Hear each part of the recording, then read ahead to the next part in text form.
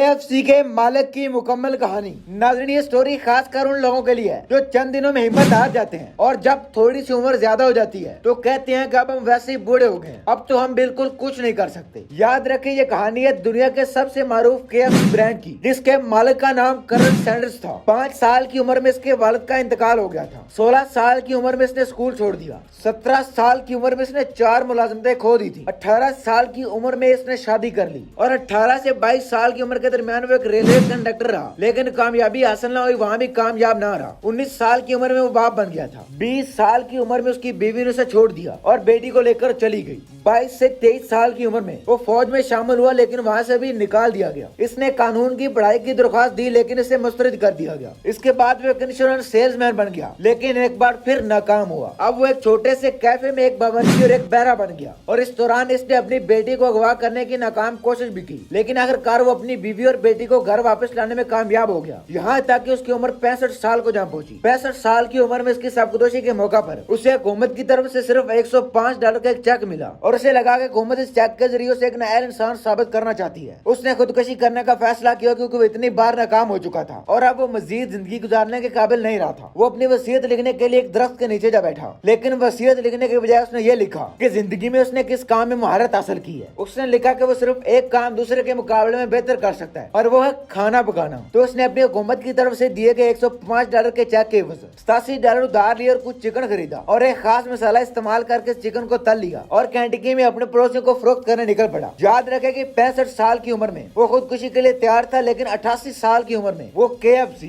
यानी Kentucky fried chicken की सल्तनत का बानी और एक अरबपति बिजनेसमैन बन चुका था। और ये सब उसकी मेहनत और लगन का नतीजा था और इससे साबित होता है कि कामयाब होने के लिए उम्र मैंने नहीं रखती। वो आप उम्र के किसी भी हिस्से में हो सकते हैं, बस आप मेहनत, लगन और सच्चे दिल से नियत कर लें कि कुछ करके दिखाना है। आपकी मेहनत कभी रायगान नहीं जाएगी, क्योंकि अल्लाह हर किसी को उसकी मेहनत का फल जरूर देता है। नाज़रीन, इस वीडियो बनाने का मतलब सिर्फ यही था कि नेवर गिव अप, इंसान को कभी कोशिश नहीं छोड़नी चाहिए।